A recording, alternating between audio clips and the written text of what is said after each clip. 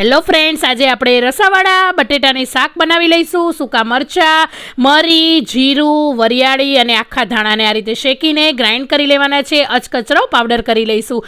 અને તેલ ગરમ થઈ જાય એટલે જીરું, લીમડાના પાન, લાલ લીલા મરચાં, સૂકા મસાલા એડ કરી દેવાના, તમાલપત્ર અને ટામેટાની પ્યુરી એડ કરી દેવાની છે. સ્વાદ પ્રમાણે મીઠું એડ કરી દઈશું અને હળદર પાવડર, ધાણા જીરું પાવડર, આ રીતે મેં અહીંયા ચાટ મસાલો પણ થોડો એવો એડ કરેલો છે. બધું જ એડ કરીને તેલ છૂટું પડે એટલે આ રીતે હાથની મદદથી મેશ કરી લેવાના છે.